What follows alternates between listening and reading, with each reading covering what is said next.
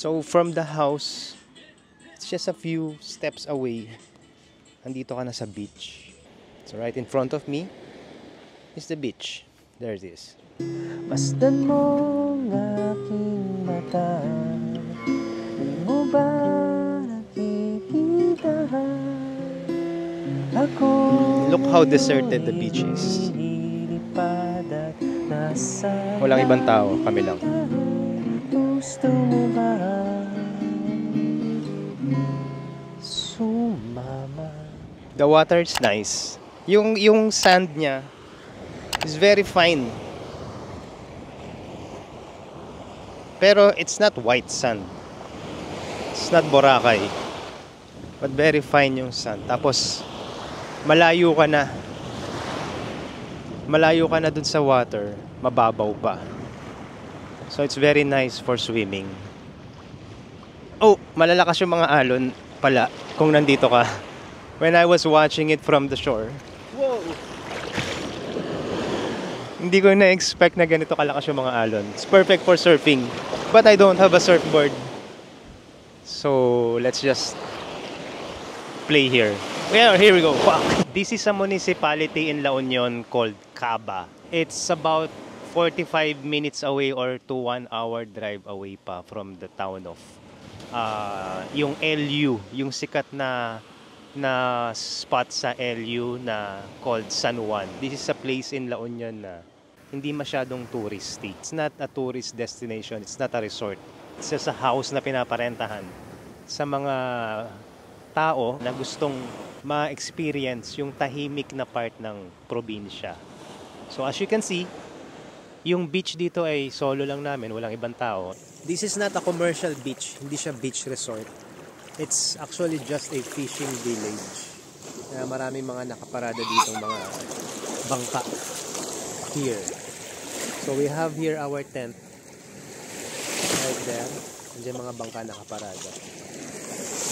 So this is a kind of beach na walang mga amenities, walang mga nagtitinda. It's very quiet. Actually kami lang ang tao dito. Walang mga turista. It's very peaceful. And then meron din itong mga multiple barriers, itong mga bato, rock formations. I don't know what the purpose of these rock formations are. Maybe this is for typhoon, para hindi masyadong humampas yung mga malalakas na alon siguro dun sa mga bahay-bahay.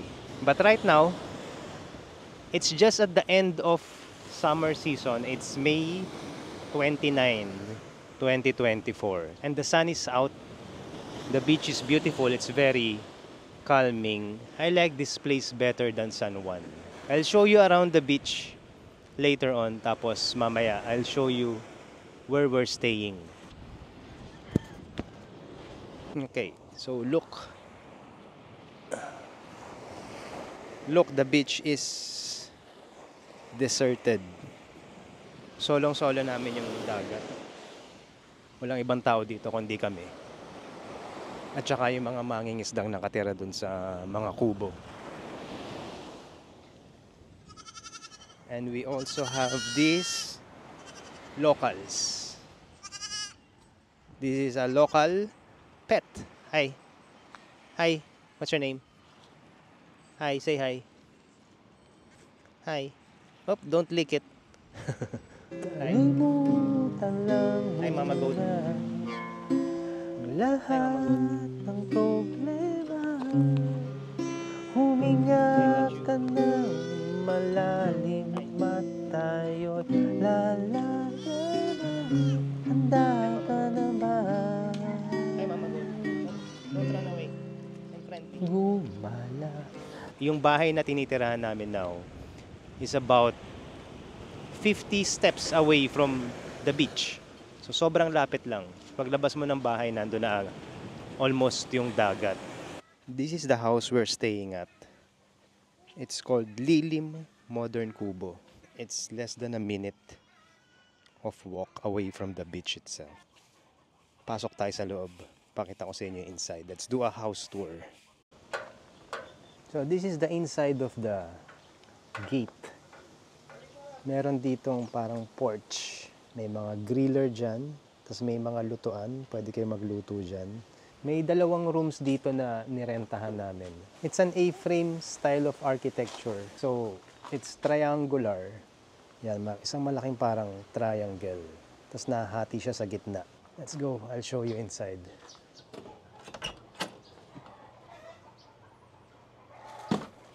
So this is the main living space. Yan. There's a sofa bed right in the middle of the area. This is the living area. There's a coffee table. The kitchen is right over there. And then there's the bathroom. Mamaya I'll show you the bathroom. Tapos this stairs is going up to the loft. There's another bed upstairs. Pero dito muna tayo sa baba. So meron silang fridge. Tapos they provide you a large, plenty of water. Lalagyan ng tubig. There's a sink. Malakas ang pressure ng tubig. And then may mga gamit na rin sila dito, no? Hindi mo na kailangan magdala ng mga gamit. May mga baso, pinggan, kutsara, tinidor, may mga kutsilyo, may mga lutuan din. There's a rice cooker. This is not a coffee maker. Ano lang to, pang-init lang ng tubig. This is very handy. Because in the morning, dito lang kami nagkakape sa dagat. Look at this. The bathroom is huge. Ang laki ng bathroom. Tapos it's a skylight. It's just a shower, but it's very aesthetic. Yan, let's see how big the bathroom is. So look how big the bathroom is. Pwede akong mag-calisthenics dito sa loob ng bathroom. It's huge. And ang ganda ng lighting kasi skylight nga. And of course, importante merong bidet. Hindi pwedeng mawala yan dito sa atin sa Pilipinas. It's a necessity. Anyway, let's go upstairs. So this staircase leads up to the loft area. Nandyan yung centralized aircon. The aircon is powerful enough para mapalamig yung buong bahay hanggang dito sa baba. Okay. This is the master's bedroom. Pero actually hindi namin siya ginamit kasi sa baba lang kami natulog. So there's a big bed right over here where I'm standing now. Pero dahil A-frame yung ceiling niya, medyo untog ka dito. Ito na yung pinakabubong, pawid yung bubong niya. And it's very distinct yung smell. Pag nandito ka sa second floor sa loft, amoy na amoy yung yung amoy ng pawid. Right, this is pawid. So masarap siya matulog inside this house. Look, it's very cozy. Meron siya ditong nightlight, a lamp. Okay, so ayun, this is where we stayed here in Caba, La Union. Available siya, I think, sa Airbnb at saka sa Agoda. But I booked this directly sa may-ari ng bahay sa Facebook. You can message the Facebook page of Lilim Modern Kubo. Accommodating naman at mabilis sumagot yung mga may-ari. Ang daming bawal sa mundo,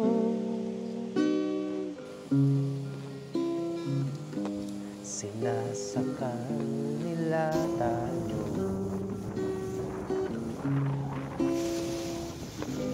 Buksan ang puso at isipan, paliparin ng kamalayan. Masdan mo ang aking mata, di mo ba nakikita?